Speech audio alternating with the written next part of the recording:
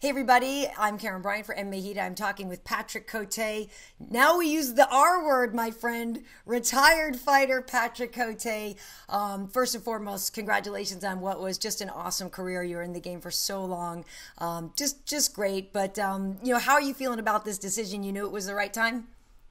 Oh yeah, definitely. I'm really in peace with that decision. I knew it before that win or lose, that would be my last fight. I decided that maybe 2 months ago, and I was in peace with that. I was very aware that it's gonna be my last fight weeks, my last, weight cut, my last walk into the octagon. The last time Bruce Buffer was introducing me, I was very aware about that, and I enjoyed every second of that. Cool. Well, I want to definitely get to all of that stuff, but yeah, what led to the decision? I know, you had a fight with Donald Cowboy Cerrone, and that fight didn't go your way, but I know you weren't feeling 100% great in that fight. But what led to you deciding that now it was time? A lot of things. Major part, it's my daughter for sure. It changed a lot, and I've been doing that since more than 15 years, and the training camp was very, very hard for that fight. I've been injured seriously, in the back and in the neck too. I have an hernia in the back too. So before getting paralyzed, it's yeah, smart. let's take a time out. Exactly. So I was like, and I always say to myself that if one time I wake up and I don't want to go to the gym anymore or something like that, or it's gonna be hard just to push myself to go to the gym, that's gonna be the time, to be smart about it and to be smarter in the sport to stop, because it's so dangerous, that sport, if you don't train 100% fully mentally and physically. Yeah. So, there was a lot of things all together, and I decided to do that, and that was very, very personal thing. I did that very unselfish way. I didn't say to anybody that I will doing that. That was only Fabio, my head coach, who knew that. Oh, even my other two cornermen didn't know that. Even my wife didn't know that, because I wanted to do that for myself. I think that I was owning that to myself after 15 years of putting my body through all those fights, all those training. I wanted to, and I didn't want to talk about it before in the media and with my friends. I wasn't interested of that people will be like, oh, this is last fight, it's big, something like that. I didn't want that. I didn't want that pressure. And that was the more fun fight week I ever had in my career. The easiest wake up to everything went so well and so easy during the fight week. Yeah. I didn't have any pressure. I knew it exactly that Saturday night at 11 p.m. it's gonna be over for forever. As my fighting career, and I was in peace with that. Right. Well, I mean, it sounds like, you sounds like you couldn't have done it any better. But I'm curious, because I would have thought that the guys in your team, really knew that, because that was my other question when you said you took everything in on fight night. Like, that's what I was wondering backstage is, are we all going high-fiving for the last time? Is this the last time I'm going to hold pads for you? Is this the last time? And so it could have added a lot of emotion, positive or negatively. And that's exactly something I didn't want it. Yeah. I say it to Fabio because I'm with him since more than 10 years. So I wanted to live that and to live that with him. Yeah. Because he's like my brother. He's my best friend. He knows me so well. We've been traveling around the world since 10 years. Yeah. We've been through, a lot of steps, a lot of hard thing, and we came back on top together. So that was only him, and we didn't have to say anything before the fight. Just we were looking at it together, and we're like, okay, let's go. Let's just have fun, and let's do it.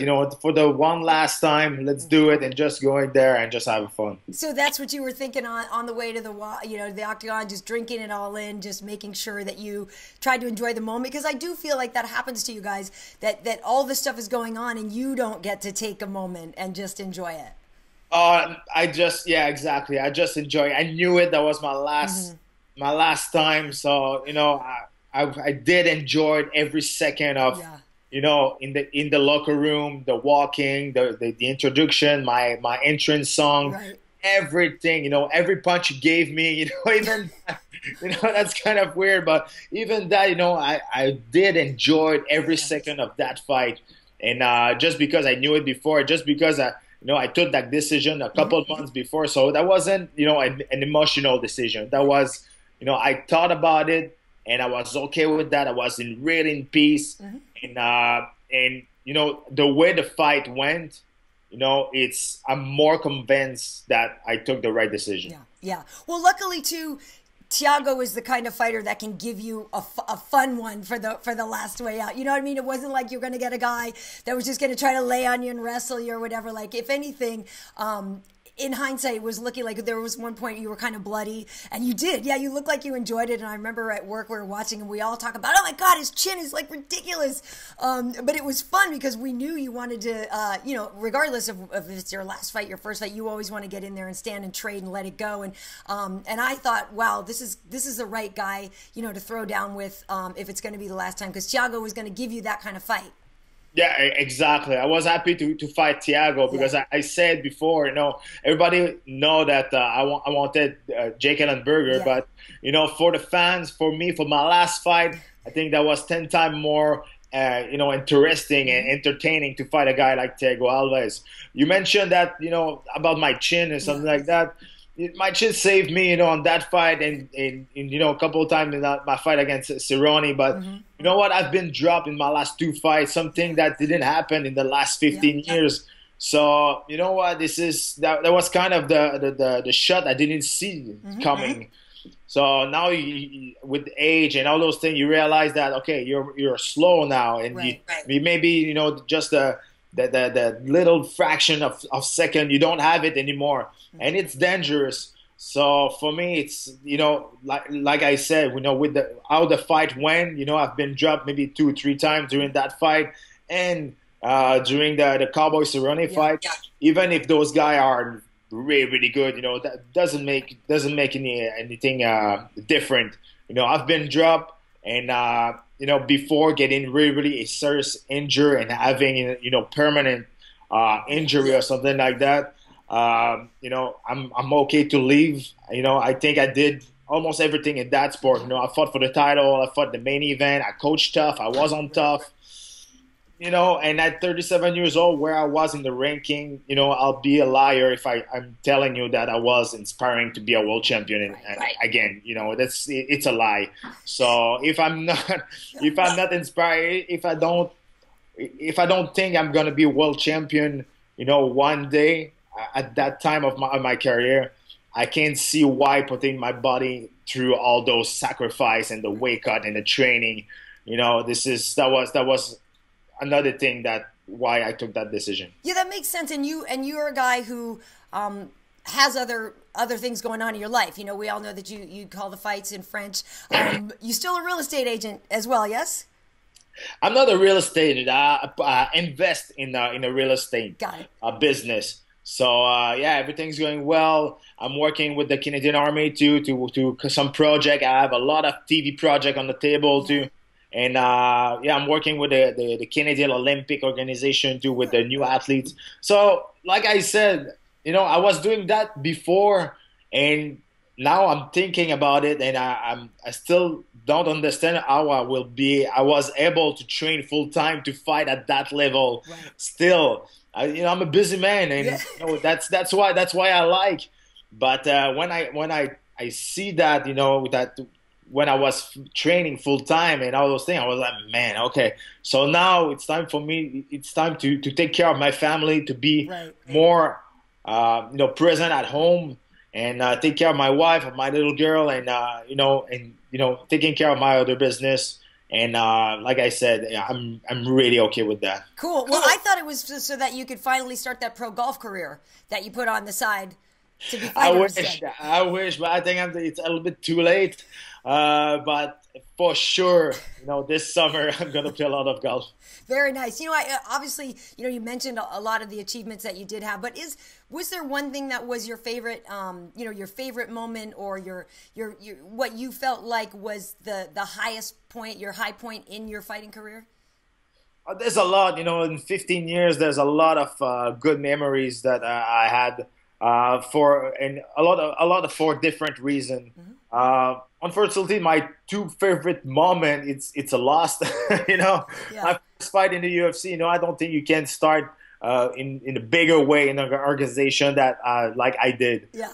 You know, fight for the main event at UFC 50 against the poster boy at that time, And Tito. it's Tito, right? That's what I I'm thinking. Like, was, that's insane to me. you know what? After 13 years in the business in the UFC, when they introduced myself, they're still talking about that Yeah. fight. It's just this fight. It stuck at me. It glue at me. You know, I will Yeah. Yeah. never be able to get rid of that, and that's okay. Yeah. That was just insane. That was an unreal moment in my Yeah. life. Seriously, that was just unbelievable. And you know what? There's one thing that you know, you can like me or not as a fighter, or you can say that I'm good or not, but there's one thing that nobody will be able to take that away from me, that I fought for the title. You know, I fought for the best organization in the world. You know, I play for the NHL. I play for the Stanley Cup. You know what I mean? You know, Yeah. I've Yeah. been there, and nobody will be able to take that away from me. You know, this is in my CV, in my resume for Yeah. the rest of my life. And you know, I reached the highest level, Right. in my sport, and you know, that was just amazing, and especially against Anderson Silva when he was on top. Right. You know, that was just another unreal moment. Absolutely. Well, I mean, I totally agree with you. I think you did everything that somebody would set out to do. Is there any regrets though? Is there any woulda, shoulda, coulda? Not at all. Seriously, no regrets. I don't live with regrets, and I have when I'm thinking about all my career. Uh, you know, even if when I got fired and something like Right. that, you know, I was better after that because I get fired. You know, that was nobody want to get fired, but you know, it put me on another place, and you know, I found something new in my personality. You know, my resilience. You know, I didn't know that I was that strong in myself. But this is one of my probably my best quality now. You know, my resilience. That's if I want something, I'm gonna get it. I'm 100% sure now. And like I said, I have absolutely no regret at all since the beginning. And you know what? Like I said, you know, after the fight, the support of the people, the support of the fans everywhere, that was insane. Very cool. Yeah, it was great, and it was certainly an emotional moment. Because yeah, Joe obviously didn't know either. No, nobody knew, and yeah, the emotion got me a little bit. It's cool. when I Nobody. I mean, how could it not? exactly. You know, that was and you know what? Something that really shocked me. It's the crowd. You know, when I said I will be, it was my last fight. The crowd gave me a stand up ovation, and I was like, oh man, okay, it get me more emotional. You know, I didn't expect that at all. And because you know, maybe in Canada, but in US, you know, I wasn't expecting that at all. And everybody stand up and was giving me a stand up ovation. And I was like, all right, that's awesome. And after that, you know, backstage, everybody came to me, even fighters, Yeah. a lot of people of production, of TV production from a lot of different channel.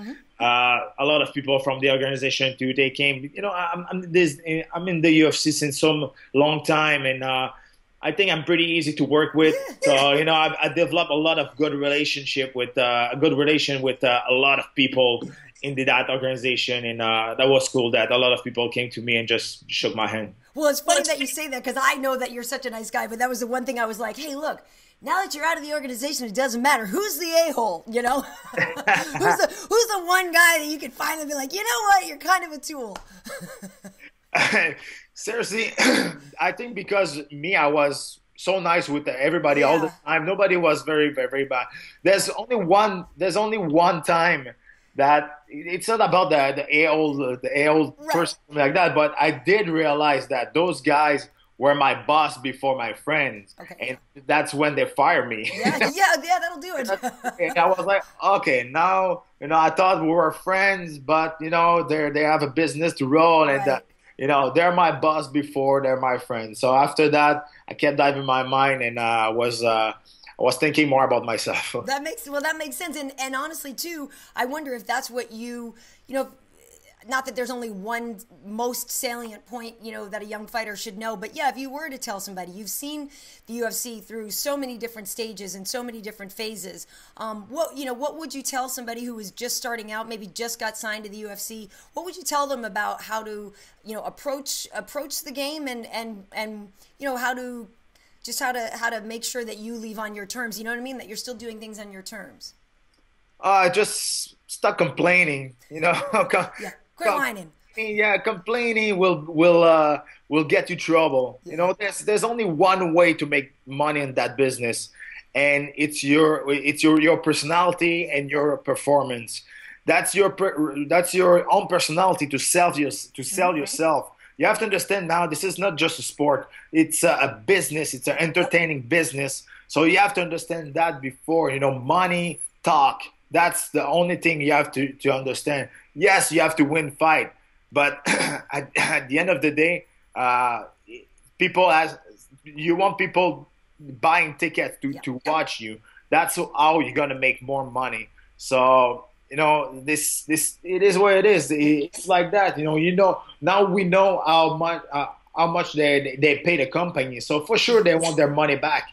But if you want, you know, a part of that, you have to understand that, you know, you have to put a good show, even not only with your athleticism, but with your personality too. Absolutely, I agree with you. And I wondered though, that night, were you mad at Rumble for retiring? That was the one thing I was like, oh my God, he stole his thunder. I know that was weird. I was like, are you serious? I thought people was laughing or I was joking. I was like, no, that can't be true. You know, I was like, and I was in the same locker room of Johnson. Oh, you were? Yeah, and he was preparing himself, and you know, I went in my locker room after, and I was a little bit sad, you know, and. You know, I opened my, you know, I did a big mistake. You know, I reopened my cell phone, and now I saw a very nice message, all those things. So the emotion get back to me a little bit, and I was a little bit, you know, crying a little bit just because I was, you know, that was too much. Yeah. And it came to me, and he shook my hand and said, "Listen, bro, you're a legend. You did so many things for the sport." And I was like, "Oh man, thank you. I really, really appreciate that." And like 35 minutes after he was retired, I was like, man, what the hell's going on, man? I didn't understand what happened. Right.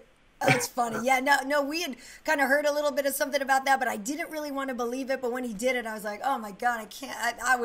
That was nuts. But yeah, it's funny that he said something to you. That's now in hindsight. Yeah, I'm sure that's pretty amusing. So yeah, so people will definitely still hear you calling the fights and everything, right? Oh yeah, for sure. You know, I'm working with RDS here in Canada. I like the French broadcasting for the UFC. I'm doing that since 8 years now, and we're still under contract for a year and a half. Still, we'll see what's going to happen with the TV deal after. But we're very confident that we're going to get back. We're going to come back with that. I know we have a lot of viewers here. In Canada, even if it's in French, but it's very, very good.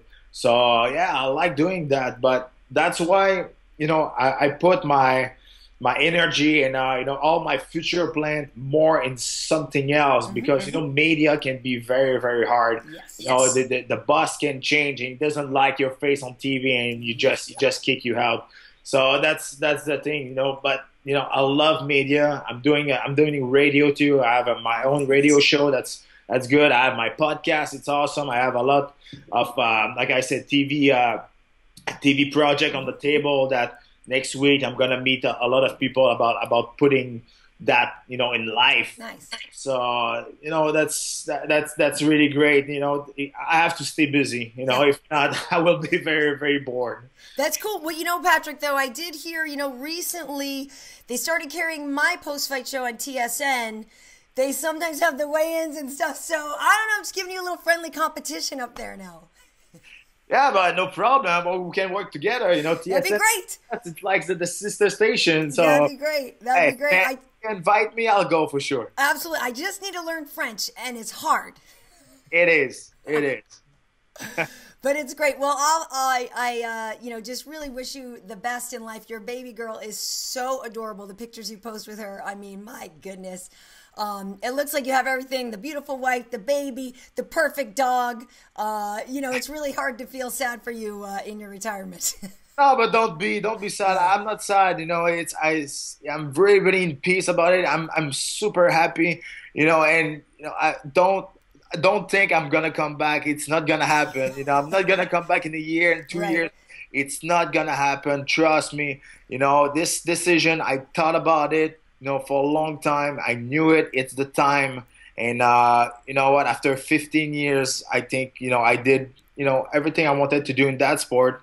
And now it's time for me to, like I said, taking care of my family and staying healthy, just to take care of my beautiful baby girl. Awesome, awesome. Well, thank you so much for all the great entertainment. And I know I'll still be talking with you on fight night. Like, holy crap, did you see that? Yeah, Right? all the time. That's good. It's awesome. It's awesome. All right, thank you so much, Patrick. Have a great one. Thank you very much. Bye-bye.